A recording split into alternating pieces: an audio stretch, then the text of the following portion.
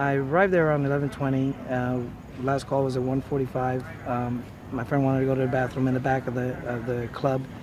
We went in there, and I was in the stall with her in the stall. Well, she did what she did, and then we were hearing popping sounds, and then we heard it again, like 5 seconds later.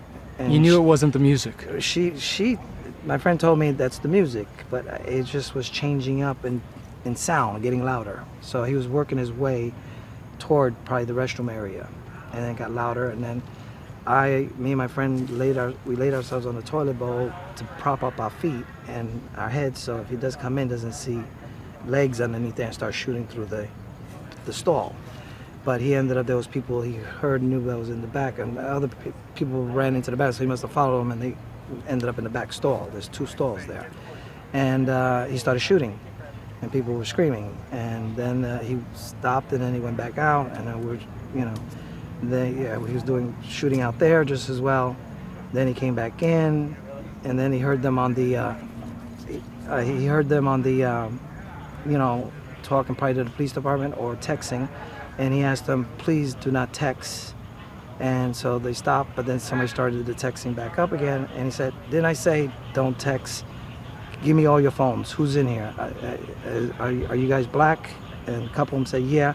He said that I don't have an issue with the blacks. So it looked like his purpose was to shoot white, presumably.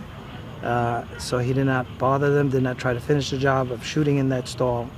And then he got on the phone, I don't know if it was with the news or the police department, telling them that to stop, America needs to stop bombing ISIS in So he Syria. was calling people on the phone. Yeah, he called somebody on the phone. And he was telling them stop bombing ISIS. Stop bombing ISIS on the in Syria.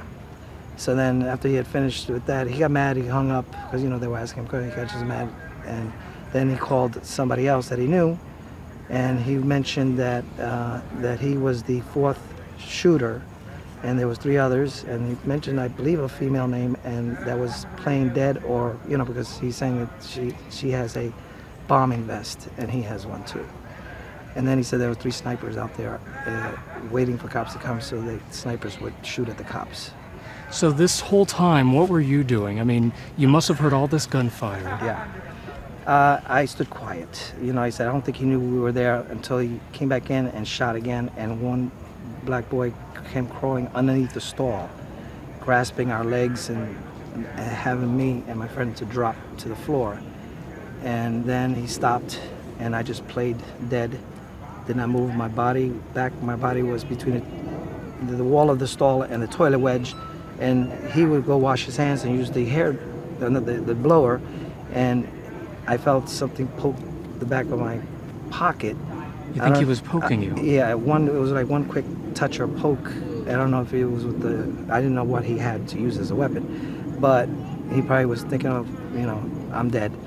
And I was uncomfortably wedged between my shoulders up against the back wall, my forehead up against the toilet bowl, stiff there for 3 hours, uncomfortable.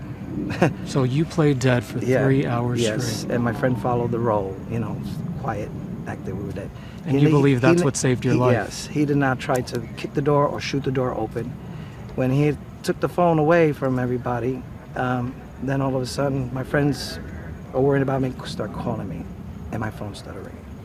It was ringing through the Facebook Messenger and then the regular phone, and he heard it, and I was afraid that it's like being ratted out, that's somebody's phone. But he probably figured I was dead, I wasn't going to answer the phone because it kept ringing every 5 minutes, ringing and ringing. He did not make an effort to, he figured the person must be dead in there, so he's not going to answer the phone. And then, everything was quiet inside, and I heard the cops screaming, get down, get down. It looked like they were getting closer. I don't know if they pulled people from the other side of the club there out. He was busy fixing his rifle, or I don't know what he had, but he was busy clicking, fixing. I heard shells drop, shells dropping on the floor, and he was happy that he got it fixed. And he said, "Oh, I got plenty of bullets." He said, "I've got plenty of of extra bullets," and that was it. And then when cops were getting closer and whatnot, he he started shooting in the stall, and I don't know if he was killing the ones in the back stall, and we were hearing all that, and then the cops was like, screaming, the cops, and then there was an explosion. First we heard a couple of explosions in the beginning. We thought whoever he talked about that had a vest, I thought other bombs were going off on the other side of the club. And since he was the fourth shooter, I was thinking he's going to be the last one to set off his vest, if he had a vest. I didn't see it. If he had a vest, he was going to set that off, and I thought my life was going to end there. Thought your life was and gonna I didn't end know there. if the cops came in, shoot him, and hit his vest, and not knowing he has a vest. Because I text out, that we're in the Adonis section of the bathroom, let the cops know that we're here. So the cops already had him planned to figure that we were the last ones to get out.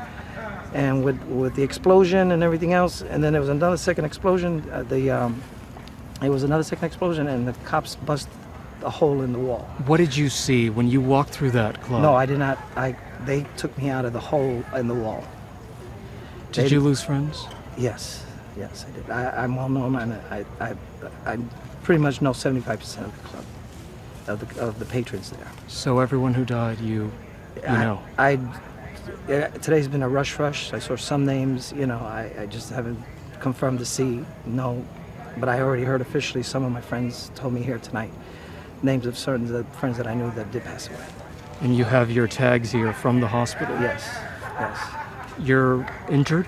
Yes, I'm injured. It was the neck because I was so pinched for 3 hours that they did a CAT scan and x-rays in my shoulders, and then, they threw me out the wall. It just threw me out. And I landed, and I must have hit my shoulder and scraped. I had bruises and whatnot. But because you played dead, Yeah. you were not shot. Right. What's that like thinking about that right now?